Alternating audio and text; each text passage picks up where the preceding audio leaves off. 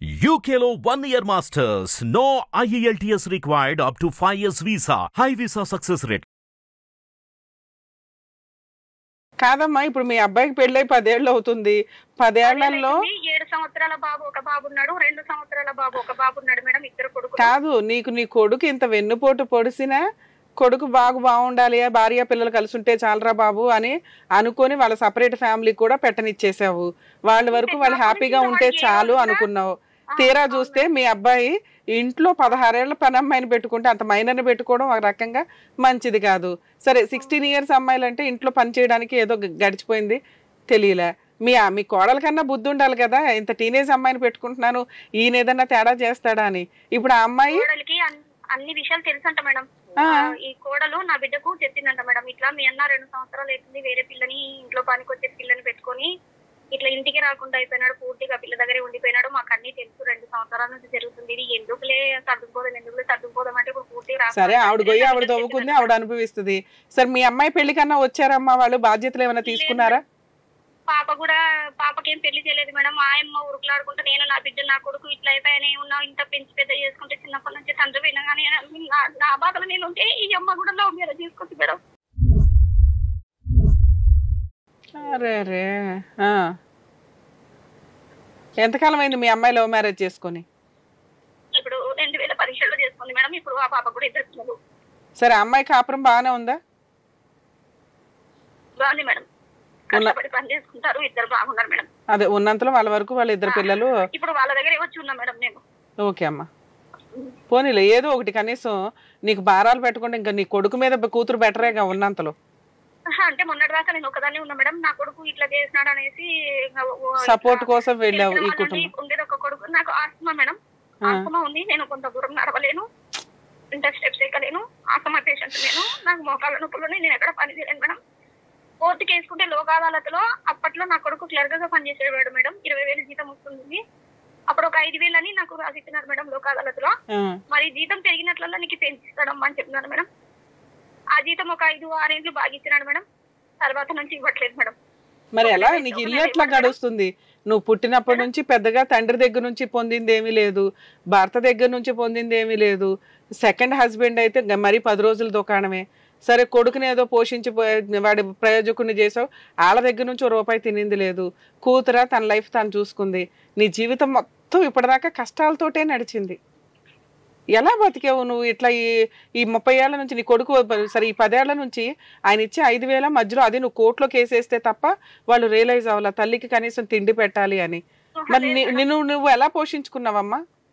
హాస్పిటల్లో నర్సింగ్ గా పని చేసుకున్నా మేడం, నర్సుగా. ఎప్పటి నుంచి మానేసావు? చేసుకోవడం మానేసి ఎంతకాలం అయింది? మొన్ననే మానుకున్నా మేడం. పాప 2వ పిల్ల.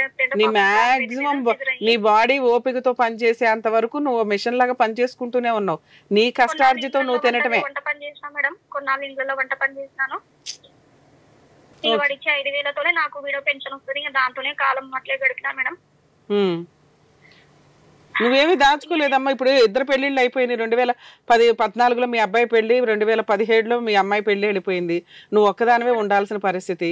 నువ్వేదో కష్టపడి ఏదో 10,000, 20,000, 30,000 ఏదో సంపాదించుకున్నావు. నువ్వేమన్నా ప్రాపర్టీ కొనుక్కోవడం కానీ లేకపోతే కొంత అమౌంట్ ఏమన్నా ఫిక్స్డ్ డిపాజిట్ గా దాచుకోవడం కానీ ఏమన్నా చేసావా?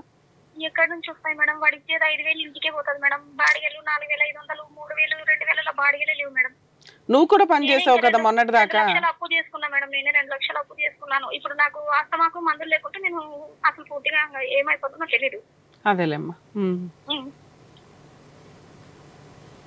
సరే అమ్మా, ఇప్పుడు మీ అబ్బాయి పనమ్మాయిని ఉంచుకొని 2 years అవుతుంది. మీ కోడలకి లేని బాధ నీకెందుకు? అంటే ఆ పాప ఫోన్ చేసింది మేడం, కోడలకు కష్టం రాగానే పరిగెడుతున్నావా? నా బిడ్డకు ఫోన్ చేసింటే ఇంకా నేను పోయి ఇంటికి పోయినా మేడం. ఇంటికి పోయి ఆ పాప ఇంకా 10 ఏళ్ళ నుంచి అన్నడుకోలేదు వాళ్ళ ఇంటికి. ఇంకా ఆ రోజు పోయినాను. అంటే నా కొడుకు వాళ్ళ అత్త మామ మాటిని వాళ్ళ అత్తల దగ్గరనే 2 ఇండ్లు కొన్నాడు మేడం. 50 లక్షలు పెట్టి 2 ఇండ్లు కొన్నాడు. సరే అమ్మా, ఇప్పుడు అల్లుడు ఏదైనా తప్పు చేస్తే కావాలని తెచ్చుకుని తీసుకెళ్లిపోయి అమ్మని కొడుకుని విడగొట్టింది వాళ్ళు. అల్లుడు ఈ రోజు రివర్స్ అయ్యాడు. అల్లుడు ఏదో వేరే దారులు ఎత్తుక్కున్నాడు, అడ్డదారుల్లో వెళ్తున్నాడు అల్లుడు. అతనికి బుద్ధి చెప్పి మార్చుకోవాల్సిన బాధ్యత వాళ్ళ ఆవిడది, వాళ్ళ అమ్మ నాన్నది, అంటే అత్త మామలది. వాళ్ళు చూసుకుంటారు కదా, నీకెందుకు కష్టం? నువ్వు చేసిన ఏ పనికి వాల్యూ లేదు వాళ్ళ దగ్గర. నువ్వు ఇంకా ఎందుకు తాపత్రయపడుతున్నావు? వాళ్ళకేదో న్యాయం చేయాలి, వాళ్ళకేదో సర్వీస్ చేయాలి, వాళ్ళనేదో ఉద్ధరించాలని. అంటే మేడం నా పిల్లలు కూడా సేమ్ అంతే, చిన్న పిల్లలప్పుడే భర్త చనిపోతే నేను ఎంత కష్టపడ్డానో నాకు తెలుసు.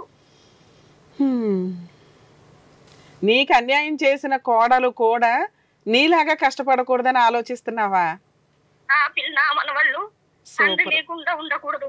వెరీ గుడ్ అమ్మా, నీది మంచి మనసు ఒక రకంగా చెప్పాలంటే. సరే వెళ్ళావు, ఏం చేసావు ఇప్పుడు? ఇప్పుడు నా పిల్లలకి తండ్రి లేక నేను ఎంత బాధపడను నాకు తెలుసు. మరి మీ అబ్బాయితో మాట్లాడావా? మీ అబ్బాయి అప్పట్లోనే నీ మాట వినలేదు, ఇప్పుడు ఎట్లా వింటాడు? అదే మేడం పోయినాను మేడం కోడల దగ్గర పోయి, ఏమ్మా ఇట్లా జరిగిందంట కదా, నువ్వు గాయత్రితో ఇట్లా చెప్పినావంట కదా అమ్మా ఇట్లా జరుగుతుందంటే. అవునొచ్చా 2 సంవత్సరాలు అవుతుంది ఇది జరగబట్టి, మాకు అన్ని తెలుసు, ఫోన్లలో మాట్లాడతాడు ఫోన్లలో. ఇప్పుడు మీ కోడలు మీ అబ్బాయి కలిసే ఉంటున్నారా లేకపోతే వేరే ఉంటున్నారా? కలిసి ఉన్నారు మేడం. వాళ్ళు పెళ్ళైనప్పటి నుంచి కూడా 2 ఇళ్ళు కొనుక్కొని కోడలు వాళ్ళ అమ్మోళ్ళ ఇంటి దగ్గర 2 ఇళ్ళు కొన్నాడు మేడం. ఒకటి బాడకి ఇచ్చినాడు, ఒకటి వాళ్ళు ఉన్నారు 50 లక్షలు పెట్టి 2 ఇంటి కొనుక్కున్నారు. ఇప్పుడు పనమ్మాయితో సహజీవనం ఎక్కడ పెట్టాడు? మహబూబ్నగర్ లో వాళ్ళ ఇంటికి పనికి వచ్చేదంట మేడం. ఇప్పుడు మహబూబ్నగర్ లో ఉన్నారంట. ఇక అప్పటి నుంచి ఆ పాప పరిచయం అంట. కొంచెం ఇప్పుడు ఇంటికి వచ్చిపోయాడు అంట మేడం. ఒక 4-5 నెలలు అవుతుందంట పూర్తిగా ఇంటికి కూడా రావడం లేదంట మేడం. పూర్తిగా పాప ఒక 4 నెలల నుంచి ఇంటికి రావడం కూడా మానేశాడు. బాగా అప్పులు మొత్తం డబ్బు సంపాదించుకొని బాగుంది మేడం. ఆ డబ్బులన్నీ పోగొట్టుకుని ఎవరికైనా 5-10 వేలు అడుకుంటున్నాడంట మేడం. అప్పుల పాలైపోయినాడు. వాళ్ళకు 11 లక్షలు పెట్టి ఏదో వాళ్ళకు స్థలం కొనిచ్చినాడంట మేడం. ఉంచుకున్న అమ్మాయికి స్థలం కొనిచ్చినాడంట. వాళ్ళకి అపార్ట్మెంట్ లో పెట్టేసి రెంట్ కడుతున్నాడంట. మా కోడలు మొన్న పోలీస్ స్టేషన్ లో కంప్లైంట్ ఇచ్చింటే వాళ్ళు పోలీసులు పిలిపించి కౌన్సిలింగ్ చేస్తున్నారంట మేడం. ఎందుకు బాబు కంప్లైంట్ ఓన్లీ హస్బెండ్ మీద ఇచ్చిందా, మీ మీద కూడా ఇచ్చిందా? మా అత్త అయితే మా దగ్గర లేదు సార్, 10 ఇంటి నుంచి ఆమె దూరంగానే ఉంది, ఆమె ఏం లేదు, అంతా మేము కలిసి ఉన్నాం మాది అని చెప్పేసి రాపించిందంట సార్. పోన్లేమ్మా, కాస్త ఉన్నంతలో మానవత్వం చూపించింది. ఓకే అని వాళ్ళు కౌన్సిలింగ్ చేస్తున్నారంట మేడం. పిలిపించి ఏం బాబు ఉద్యోగస్తులు ఎందుకు, ఇప్పుడు అసిస్టెంట్ మేనేజర్ గా చేస్తున్నాడు మేడం. మేకు అయితే మళ్ళా డిప్యూటీ మేనేజర్ గా ప్రమోషన్ వస్తుంది మేడం. మళ్ళా ఈ టైంలో 498 లీవ్ అంటే ప్రమోషన్స్ రావు కదమ్మా, ఆ జ్ఞానం కూడా లేదా? సరే ఏం చెప్తున్నాడు పోలీస్ స్టేషన్ లో, ఏం చెప్తున్నాడు వచ్చి? అంటే అవును నేను ఆ పాప ప్రేమించుకుంటున్నాము, నాకు ఆ పాపనే కావాలి అని అన్నాడంట మేడం. బాబా మరి అంటే అట్లా అవన్నీ కుదరవులే బాబు, ఒక మొత్తం వచ్చి నీ భార్యతో కాపురం చేసుకో, ఒక కేసులు అవి ఇవి ఎందుకు బాబు, అవన్నీ అవసరం లేదు అని చెప్పినారంట మేడం. సర్లే వస్తా అని ఇంకా మొన్న వచ్చి కొన్ని బట్టలు ఉంటే పెట్టేసి ఒక రోజు నుండి మళ్ళీ వెంటనే వెళ్ళిపోయినాడంట మేడం. హైదరాబాద్ పోతుందని మళ్ళీ ఇంతవరకు రాలేదంట మేడం. మళ్ళీ కౌన్సిలింగ్ ఏమన్నా పిలిచారా పోలీసులు? ఇంకో కౌన్సిలింగ్ ఉంటదని చెప్పారా లేకపోతే? ఒక్క కౌన్సిలింగ్ జరిగిందంట మేడం. ఆ ఒక్క కౌన్సిలింగ్ సర్లేని ఒక రోజు మరుసటి రోజు బట్టలు తీసుకొచ్చి, అసలు ఇంట్లో నుంచి బట్టలన్నీ తీసుకుపోతుంటే కూడా నువ్వు ఎక్కడ పోతున్నావు అని అడగాల కదా మేడం. మీ పాప నీకు 2 సంవత్సరాల నుంచి ఇట్లా జరుగుతుందని తెలిసి ఆ పాప ఎందుకు గమ్మున ఉండాలి మేడం? నువ్వే జీవితాన్ని కోల్పోయినట్టే కదా వాడిని వాళ్ళకి వదిలేసి. నీకు అన్ని తెలిసినప్పుడు నువ్వు వెంటనే నువ్వు యాక్షన్ తీసుకుంటే నీకు. నువ్వు అడిగావా ఆ మాట? నువ్వు అడిగావా మీ కోడల్ని? అడిగినాను. నువ్వు 2 నెలల నుంచి ఏం చేస్తున్నావమ్మా? 2 నెలల నుంచి పూర్తిగా వాళ్ళ వశం అయిపోతుకు కనీసం ఒక్కరోజు ఇంటికి మొగుడు రాకపోతే నువ్వు ఎక్కడ ఉన్నావు, ఏమి డ్యూటీ అయిపోయింది కదా, ఇంటికి రావాలి కదా అని అడగాల కదా. ఇవన్నీ ఏం చేస్తున్నావు అంటే అవన్నీ ఏడాడగనిస్తాడు, ఏం మాట్లాడనిస్తాడని వాళ్ళ అమ్మకి ఇప్పుడు క్యాన్సర్ వచ్చింది మేడం. కోడల వాళ్ళ అమ్మకు మొన్న సంవత్సరం అవుతుందంటే క్యాన్సర్ వచ్చింది. వాళ్ళకి హడావుడి సరిపోతుంది. ఇప్పుడు ఆ పాప తీరవాగ్యం నిన్న ఫోన్ చేసి ఏమంటది, ఏం మా కేసు పెట్టినావు కదా, ఏం సంగతి ఏమైందని నేను ఫోన్ చేస్తే ఏం చెప్తావు, అన్ని నువ్వే నడిపిస్తున్నావు అంటది మేడం నన్ను.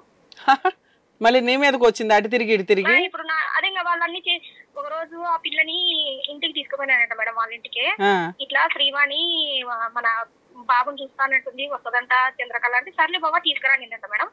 తీసుకుపోయి ఇంట్లో 2 బెడ్రూమ్లు ఉన్నాయంట మేడం. ఒక బెడ్రూమ్ లా వీడు పండుకున్నాడంట మా కొడుకు, ఒక బెడ్రూమ్ లా ఈ పాప మా కోడలు పండుకునిందంట. రాత్రి ఇద్దరు మాట్లాడుకొని ఆ పాప ఆ బెడ్రూమ్ నుంచి లేచి మా కోడలు మన వాళ్ళు పండుకున్న చిలుకు పెట్టేసి వాడితో వచ్చి ఉందంట మేడం. మా కోడలు వాకి కొట్టి కొట్టి కొట్టి అడిగితే అప్పుడు మళ్ళీ వచ్చి తీసిందంట మేడం. ఏంటమ్మా నువ్వు చెప్పేది? కాదు, ఒక పనమ్మాయిని అంటే ఇప్పుడు అలా సహజీవనాన్ని మీ కోడలు యాక్సెప్ట్ చేసినట్టేనా? చెయ్యను నేనెందుకు చేస్తాను? మరి ఎందుకు రమ్మంది అమ్మాయిని? ఎందుకు రమ్మంది ఇంటికి? ఏమో అంటే అప్పటికి తెలియదు అంటుంది మేడం. అప్పటికి వాళ్ళకి మధ్య తెలియకపోతే అమ్మాయి ఇంట్లోకి రావడం ఏంటి, అమ్మాయి ఈవిడితో పాటు కలిసి పడుకోవడం ఏంటి? ఇప్పుడు నీకు తెలియకుండా నీ వాకిలేసి వాళ్ళిద్దరు కలిసినది నువ్వు చూసినావు, కళ్ళతో చూసినట్టు ఏడుస్తున్నావు. నువ్వు కలిసి చూసిన రోజు నువ్వు ఎందుకు అడగలేకపోయావు? అప్పుడే గట్టిగా గల్లా పట్టుకుంటే అయిపోయేది మేడం. చికెన్ పకోడాలో మత్తు మందు కలిపి పెట్టినారు, అందుకు నాకు మత్తులో నాకు కనిపించలేదండి. సరే మత్తు మందు పెట్టినారు, మత్తు మందు ఎన్ని రోజులు దిగిన తర్వాత నువ్వేం చేసినావు?